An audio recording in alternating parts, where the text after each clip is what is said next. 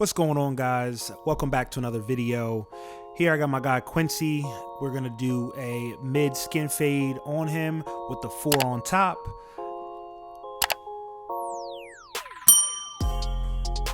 We're gonna begin by taking our number 2 guard, and I'm gonna remove some of the bulk just so I know where I'm fading into, and I just don't want to take it up too high of a fade. Usually I'll go in and do the top first, but in this case, we're just kind of pressed for time, but I went ahead and knocked the bulk down in the beginning stages. Here I'm gonna do that the whole way around the head, just to make sure I keep it consistent. Sometimes I'll do half the head at one side at a time, but sometimes it just doesn't happen that way. I switch it up every now and then. Here you see me ask him if you want to keep it a C cup or not. It's always an option when people come in the shop. You can do a mid skin fade without it, depending on how big their C cup is. But I began with going in and with my Gamma Ergos and putting in my first guideline. I find it super easy to take that bottom line out when I put it in with the actual clipper itself. Here we did that the whole way around the head as well. Just to make sure that the fade will stay consistent on both sides. I'll then go ahead and take my Babyliss FX trimmer, and we're going to remove some of that bulk underneath that first initial guideline. Just trying to make sure that we don't go up too high with it, where we don't make it harder to take that bottom line out. I always try to be as efficient as possible and make it as easy as possible for me to get that line out. And once again, we'll do this the whole way around the head. Just on this particular fade, I ended up, doing it the whole way around. I'm gonna take my Gamma Uno, and I'm gonna go ahead and ball it out just where I, put that trimmer at. I like this shaver, man. It's nice and small to get in tight areas. A lot of times I'm using, the Braun, or I'm using the Babyliss double full shaver, but I just got it, so I wanted to use it and see how it worked. Here I'm taking my Gamma Ergos, and I'm gonna go with the blade the whole way open, creating that next guideline, going up about half an inch, and just making sure that I create a clean canvas for myself. So you see me go over that area, multiple times. And here I end up beginning to blend out that bottom line. Sometimes I'll do opposite, where, I'll fade down into that bottom line, but sometimes, I like to go up as well. And just kind of playing with the clicker. These Gamma Ergos make it super easy for you to kind of go between each click. So we just take it one click at a time and start knocking that bottom line out. We're going to do the same thing on the other side, making sure that we create clean guidelines as we go up. You can see his occipital bone kind of sticks out, so I spent some good time back there just kind of making sure that, that area is clean and there's no dark spots.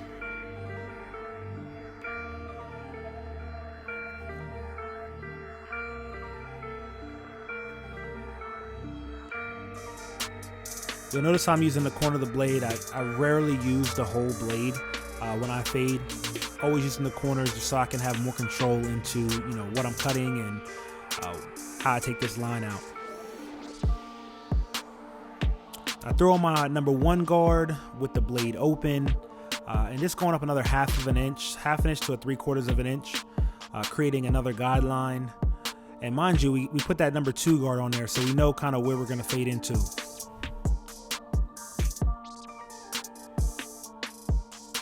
And you saw me didn't use that 1 close.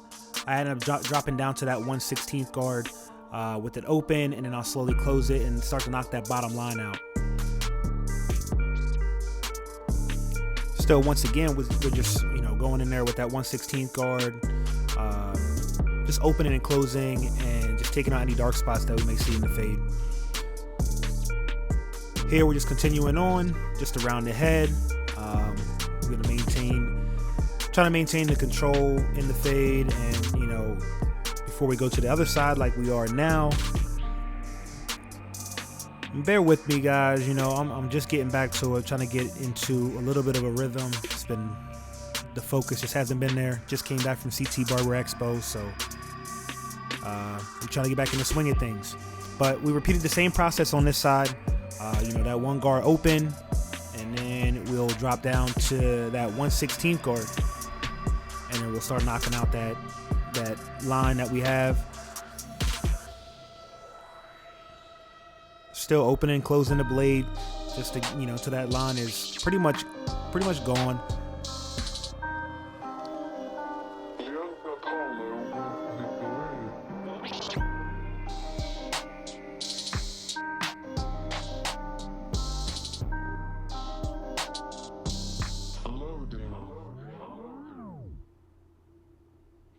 You'll notice right there by his ear, it kind of dips in. He's like a dip in his skull. So I spent a lot of extra time in there just trying to make sure that the fade looks consistent and there's no dark spots. Here, I'm over here checking my text messages. Apple Watch do come in handy. But as you can see, I mean, that fade's already starting to come together. You know, we're not going up crazy high just because we have that 2, so we kind of know where we have to stop within the fade. Here I got the 1.5 guard. I always start open, and then, you know, I'll slowly close the blade. And we're still using that corner of the blade just to make sure that we maintain the control. We can really start to see that blend come together.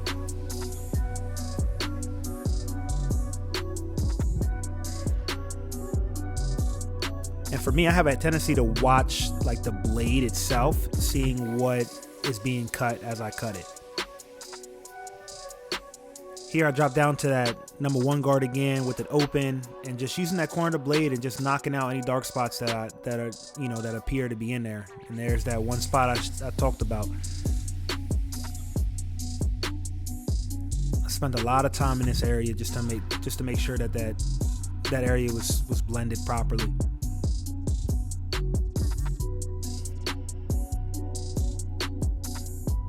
And I drop down to that 1/16th guard.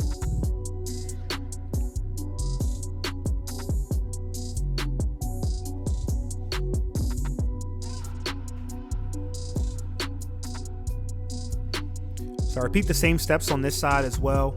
We know we ended with that 1 guard, so we're going to that 1.5 open, and then we'll end up closing that guard up and, you know, blend that line out. Same thing we did on the other side.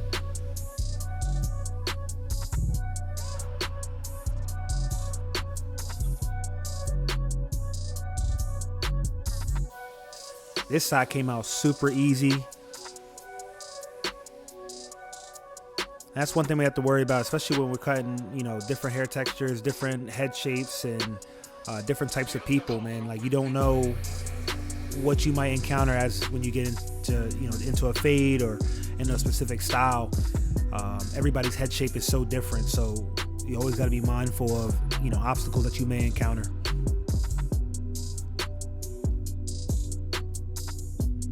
And you'll notice that I'll do a lot of corner cutting.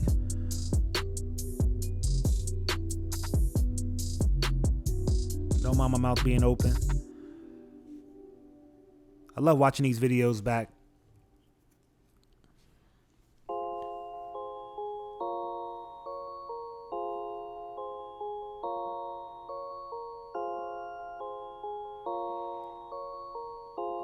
So here I just took that number 2 guard again and just trying to clean it up a little bit. We end up knocking that top down. Usually I should do it first. It tends to make it a little bit easier when you do it first and you know exactly what you're blending into. But in this case, I ended up doing it last. That's my mistake, but we all make mistakes, so no one's perfect. So I use that number 4 guard on the top, and I'll drop down to that number 3, and we'll begin to just blend the sides into the top. But yeah, I mean, look at it. It's coming out pretty good. Begin his lineup, and you'll notice in the middle of his forehead, he has like kind of like where there's no hair that grows. I didn't want to push it back that far, so we just kind of, you know, created that line for him. And I ended up asking him what he wanted me to do, and he was okay with it. So that's all that matters. I mean, client, if you ask your client what they want and they say they're okay with it, then they're okay with it. If not, then you have to find ways to fix it. We're gonna add a C cup in there.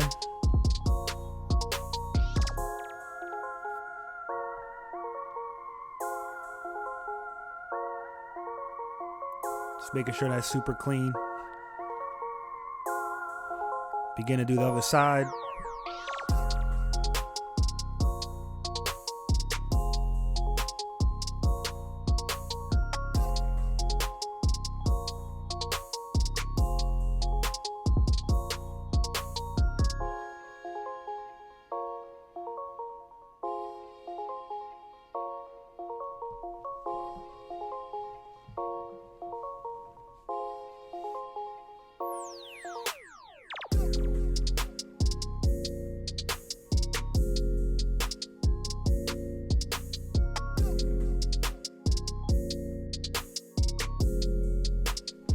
We're gonna finish up with the razor. We're gonna do the boxes and we're gonna line up the top.